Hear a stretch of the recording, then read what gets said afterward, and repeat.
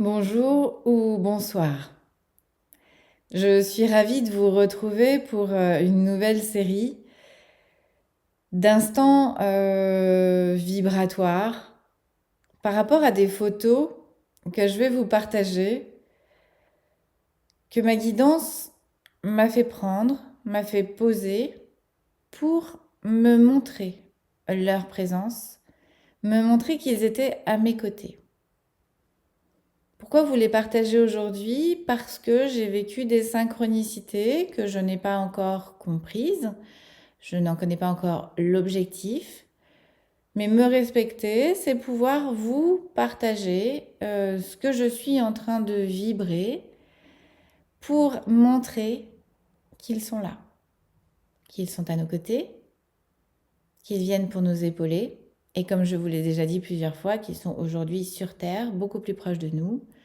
Les voiles sont en train de s'atténuer. Et à leur demande, je vous montre des signes qui ont pu m'être donnés et qui vont peut-être vous parler, puisque vibratoirement, ces photos vont dégager des énergies particulières pour nous aider aujourd'hui. La première, c'est une photo de la statue de la Vierge qui est à la basilique de Notre-Dame de la Garde à Marseille.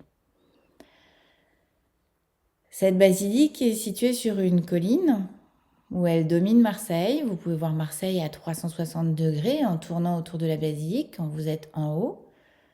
La statue de la Vierge à l'Enfant est tournée vers la mer Méditerranée, gardienne des marins et des pêcheurs et de tous les Marseillais.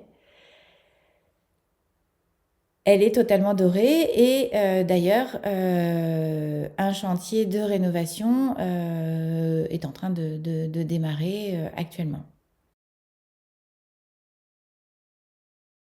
Je fais cette visite et au moment où je redescends les escaliers vers le parking, j'entends « Retourne-toi » et prends la statue de cet angle-là.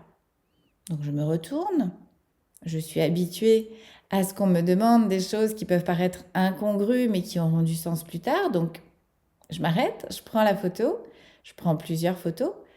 En étant obligée de me mettre derrière un petit arbuste parce que le soleil cogne et du coup m'empêche de prendre la photo correctement.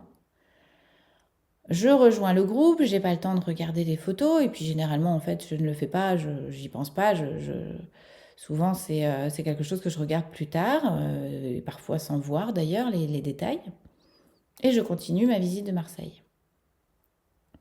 Quand je suis amenée à revoir la photo, je me dis tiens, il y a vraiment quelque chose de bizarre dans l'œil de la statue. Je vois que le soleil cogne sur son épaule droite. Par contre, dans l'œil de la statue, il y a également une lumière. Donc je vous mets les photos, vous allez pouvoir regarder. Et quand je zoome, j'ai une petite surprise. Donc ça, je vous la garde pour la fin. En préparant cette vidéo, je vais regarder quand même, puisque je n'avais pas regardé depuis, c'était le 3 juin 2024. Je n'avais pas été chercher forcément, je me pensais que c'était juste un clin d'œil de là-haut. Là, je me dis, pour préparer la vidéo, je vais quand même aller regarder s'il n'y a pas une particularité par rapport à cet œil-là, en fait, que je n'avais pas vu. Et là, je tombe sur une seule photo où je vois que l'œil droit également a un point lumineux. Par contre, elle a vraiment un rond. C'est-à-dire que ça fait vraiment un cercle très très lumineux, contrairement à ma photo. Donc je vais chercher un peu plus loin. Je ne savais pas, on peut rentrer à l'intérieur de la statue et par un escalier que je vous mets en photo, monter et se retrouver au niveau des yeux de la statue qui sont évidés et regarder Marseille à travers les yeux de la Vierge de la Garde. Donc, une petite explication par rapport à la lumière qui peut transpercer cette statue éventuellement et faire cet effet lumineux. Ce qui pour moi n'explique pas la forme que j'avais sur ma photo, mais qui explique comment il est possible que le soleil traverse en fait la statue. Donc, je vous montre maintenant la forme que j'ai obtenue sur la photo. Donc, une jolie étoile. Ce qu'il faut savoir, c'est que depuis le début, on me dit que nous sommes poussière d'étoiles. Quand je vous parle de ces photons dorés que nous travaillons, ce sont des poussières d'étoiles que l'on vient nous accorder avec nos cellules. Donc c'est vraiment quelque chose en fait qui fait partie de nous. Cette année, je pense qu'on se rapproche de plus en plus de cette structure cellulaire et moléculaire stellaire. Ma société qu'on m'a demandé de créer cette année porte le nom Alta et la chrysalide étoilée.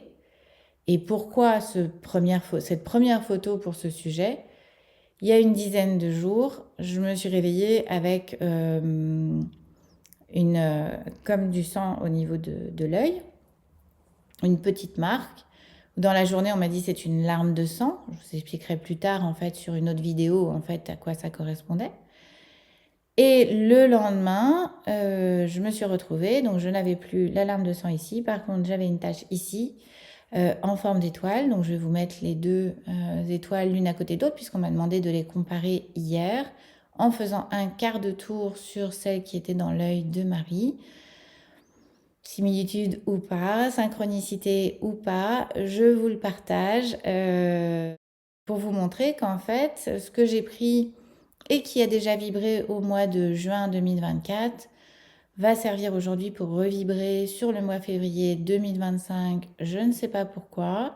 J'ai eu un début d'explication de cette étoile que j'explique dans les instants vibratoires du 3 février. Je me laisse porter. Je vous partage, comme d'habitude, ce que je reçois et ce qu'on me demande de placer.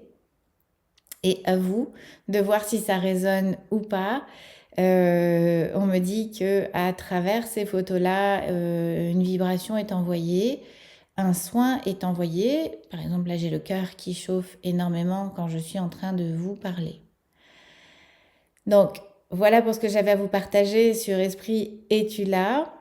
Je vous donne rendez-vous pour ceux qui sont intéressés le mercredi 12 février pour le premier atelier de la série La violence de la peur qui commencera à 20h. Vous pouvez toujours vous inscrire en m'envoyant un mail. Cet atelier se nomme Cette peur de la mort qui nous empêche de vivre. Je vous remercie et à la prochaine où là on va aller dans les nuages. À bientôt.